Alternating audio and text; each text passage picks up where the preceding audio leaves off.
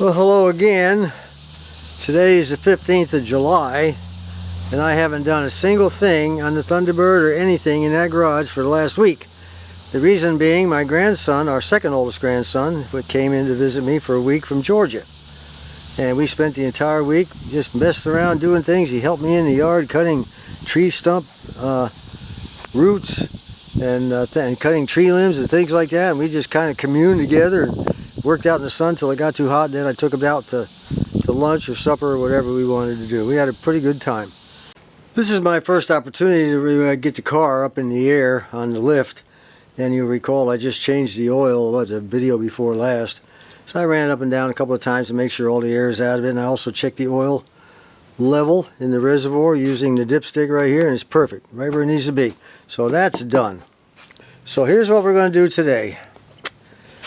We have other issues that I have to take care of. It's just one thing after another. But we do have good news. I have good news to spread. We are almost done with the rust in this car. The only rust we have left is maybe some bolts like this and along this fender area and the other one. And a little bit inside the car, if you look through the trunk, it'll be the very upper area of the trunk where the air tube vents are. I told you quite a while ago, for those of you who have been following along, this car had been in an accident that I was never told about when I bought it, but it wouldn't have made any difference anyway. I would have bought it. I would have looked it over carefully and seen that there wasn't any damage that would have been prohibitive to make the buy. And this bucket right here, the headlight bucket, there's a chrome that goes around here, and the little things that hold the little holder, the little clips, are all broken off, all smashed. So that's why they never put that strip of chrome on there. And this is the only one that's worth the flip. It's got a little bitty ring thing, a little clip thing that goes through, but there's nowhere for it to go through. There's 4 of them. Each of these headlight buckets take 4 of those clips.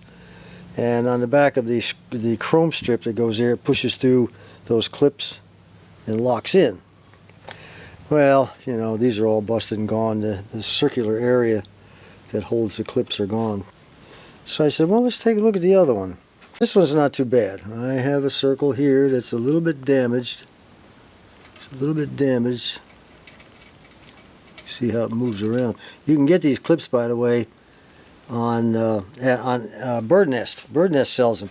They come. You can get them 4 in a pack, and you'll need 8 to do both headlights buckets. This one here is a little loose also. The little clip I'm talking about. Well, that's what it looks like. Just a little short tube with a slit down one side. They're all the same. It's got a little collar on one end, which looks like it's pretty well worn out here. The other end, when the pin on the back of the eyebrow goes through, it expands this thing. It keeps it from coming back out. Alright, now that we've got that covered, I've been off for a week, like I said, and I am going through withdrawal, and I want to tear something apart, and that's what we're going to do. We're going to take off this we're going to take the grill out, we're going to take the bumper off, we're going to take the bolt buckets out. We'll leave I think the headlights could stay. They might not be able to, I don't know, but we're going to get them. We're going to clear this entire thing. Well, these are first to come out. A couple of screws, top and bottom, Phillips screws, nothing to it. They come right off. Now this one here, as you can see, is pretty bent. The next thing you have to do is remove that spring from that hole. See that loop in the spring right there? It's got to come out of that hole. And it's done with a pair of needle nose pliers. You just grab a hold of it and pull it towards you. Just like that.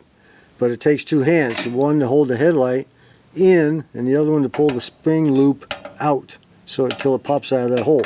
Same thing on this side, only it's located over here. There's the spring. This is the end right here I was taking out of that hole. This part here goes back in there and pulls, catches on that thing and pulls forward. And by the way it's shaped, it'll lock itself in. And as soon as you get the spring released, this headlight chrome retainer will come right out. And once that headlight retainer is off from around the headlight, you can go ahead and unplug it, and the headlight will come right out. Just like that. By the way, anytime you take your headlights out, you know, even if the car's been running fine for a couple of years and you blow out a headlight, always check these connectors to make sure they're not corroded, burned, melted, whatever. This is a very important item right here. Got to have headlights if you drive at night. Now let's get this thing out of here. Just a matter of, maybe I can loosen up this screw. These are your adjustment screws, by the way, for the headlight. You know, up, down, left, and right when they align your headlights. I'll have to, oh, never mind, it came right out. How about that? There you go. See? Piece of cake. This is going to get painted too. Going to look real nice when I get done. And for those who have watched my radio repair videos all those years, I told you time and again, if it won't work one way, think the opposite. So that's what I did. The spring wouldn't come off this end, so I pushed it off the other end. Okay? I just reached in there with a pair of needle nose and shoved that thing right off the... It was right between those two bumps. I just slid it right off of there. Now when I say I slid the spring off from the rear, I just put the needle nose on that length, that long part, and then I just pushed. Get a little tight here so you can see what I'm doing. And it slid it right off of there, just like that. That's all there was to it, okay? Now note that this headlight has 3 prongs. This one only has 2. This one here with the 3 prongs is your outside headlight toward the fender. Okay, and I think it's your high and low beam, and then this is high and low beam, and this is your second high beam. I'm not exactly certain what they are. I never really looked it up. Don't care. I just know that one plugs into the 3-prong plug and the other one plugs in to the 2-prong plug. Now these 2 bolts have to come out, and I'm pretty sure there's 1 or 2 behind, so I'm going to have to get the car higher up on the lift so I can look up underneath the back and see what I got. Well, she wants to come out.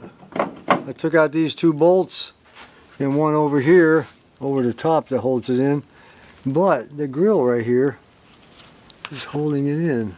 Let me focus here. See? The grill, these 2 prongs on that grill is keeping it from coming out. So, what that means is I'm going to have to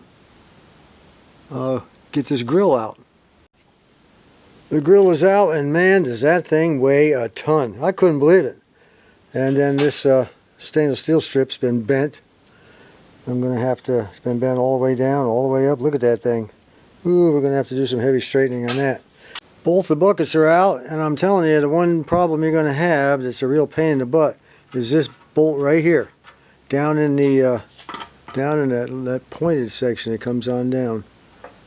It's kind of a hidden thing. You got to get your hand up in there and get it off with an extension and a ratchet. It's kind of it's a toughie.